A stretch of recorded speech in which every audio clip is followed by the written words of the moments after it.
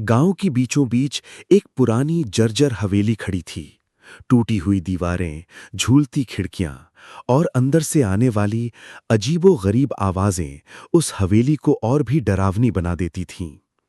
लोग कहा करते थे, जो अंदर गया वो कभी वापस नहीं आया। एक रात अचानक गांव में एक भयावह चीख गूंजी। सब लोग घबराकर हवेली की तरफ भागे, मगर जैसे ही वे करीब पहुंचे, हवेली के दरवाजे अपने आप बंद हो गए। अंदर से एक औरत की सिसकियां सुनाई दे रही थीं। उसी गांव में एक युवक, अर्जुन, सच जानने के लिए बेचैन था। वो हवेली में दाखिल हुआ तो उसने फर्श पर लिखा पाया कि तू अगला है। अचानक दीवारों से एक रहस्यमयी हंसी गूंजी। अर्जुन बाहर भागने की कोशिश करता है, लेकिन दरवाजा बंद हो जाता है। दूसरी तरफ गांव वालों को पता चलता है कि विक्रम और उसके साथी दरअसल हवेली पर कब्जा करना चाहते हैं, ताकि उसे किसी विदेशी को बेचकर करोड़ों कमा सकें। वही लोग थे जिन्होंने गांव वालों को डराने के लिए भूतों की कहानियां फैलाईं।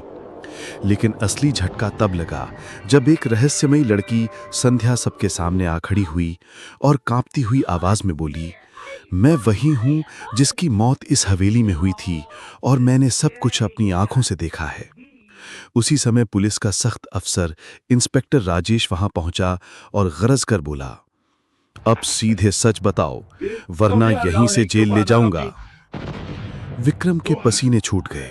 वो रोते हुए बोला, हाँ, हमने ही हवेली पर कब्जा करने की कोशिश की थी। हमने ही गांव वालों को बेवकूफ बनाया। हमें माफ कर दो। इंस्पेक्टर ने तंज भरी मुस्कान के साथ कहा, माफी जरूर मिलेगी, मगर जेल में। सबने सोचा कि अब कहानी खत्म हो गई। पुलिस ने सब अपराधियों को गिरफ्तार कर लिया, मगर अचानक गांव का बूढ़ा बुजुर्ग माधव बोला, नहीं, अभी नहीं। ये हवेली तब तक अपवित्र रहेगी जब तक उस बच्चे की आत्मा को शांति न मिले। गांव वाले सब मिलकर हवेली के तहखाने में गए। वहां से पुरानी हड्डियां और अवशेष मिले। सबने मिलकर उस बच्ची का पूरे विधि विधान से अंतिम संस्कार किया।